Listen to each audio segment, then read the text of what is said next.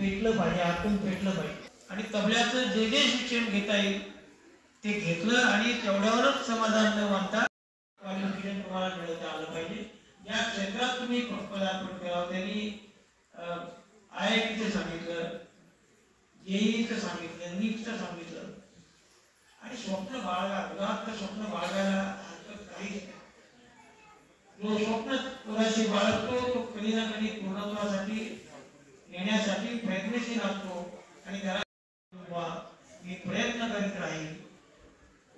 आता यावर्षी कोणाकोणाला 90% झालं आणि आपण भारतीय होत्या पुन्हा गुरु आहोत म्हणजे वेळेचं फार महत्व आहे आपल्याला। एनिवे मला असं वाटतं की यानंतर कोणी तुम्हाला कोण बोलणार आहे का? कोणाची इच्छा आहे? करूनच आहे। पुढचं नाव मी घेतोय दिव्या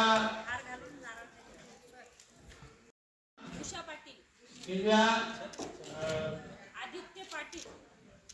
वडील आलेले, आई आणि वडील आलेले, खास जालन्याहून आलेले।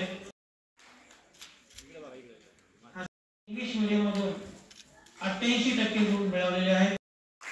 त्यामुळे ते सत्कार होते। हा सत्कार यांच्या जीवनाला ओळख देणारा टर्निंग पॉइंट ठरणार आहे। त्यांना कधीतरी आयुष्यात मोठं झाल्यानंतर आठवायला लागेल संभाजीनगर जिल्हा गुरु समाज मंडळाने माझा सत्कार केला होता। तो सत्कार कामी लागण्यासाठी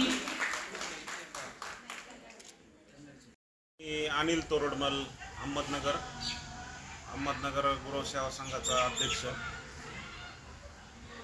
ठिकाणी संभाजीनगर गुरु समाज सेवा मंडळ यांच्या वतीने गुणवंत विद्यार्थी सत्कार समारंभ व समाजातील जे गुणवंत मुलं आहेत त्यांना मोफत साहित्य वाटप या कार्यक्रमाचं आयोजन औरंगाबाद जिल्हा गुरु समाज मंडळाचे अध्यक्ष श्री सोसो खंडाळकर व त्यांच्या सर्व कार्यकारिणीने या ठिकाणी आयोजित केलेला होता। सदर कार्यक्रमामध्ये भारतीय जनता पार्टीचे आमदार प्रदीपजी जायस्वाल या ठिकाणी प्रमुख पाहुणे म्हणून उपस्थित होते। तसेच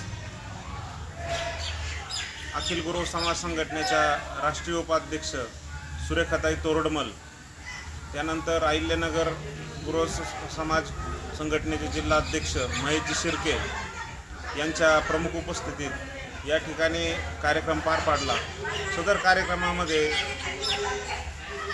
दीपाली शिंदे या मुलीला 10वी मध्ये 100% 100 गुण मिळून ती महाराष्ट्रात पहिली आली। त्याबद्दल समाजाच्या वतीने तिचा या ठिकाणी मिरवणूक काढून भव्यदिव्य असा सत्कार करण्यात आला। तसेच या ठिकाणी समाजातील होतकर मुलं, गोरगरीब मुलं कबा ज्यांना समाजाचं पाठबळ असणं गरजेचं आहे त्या माध्यमातून या ठिकाणी जिल्हा मंडळाचे अध्यक्ष सोसो खंडाळकर, रामनाथ कापसे यांनी आज या ठिकाणी सर्व समाजातील मुलांना साहित्य वाटप करून त्यांना प्रोत्साहन दिलं।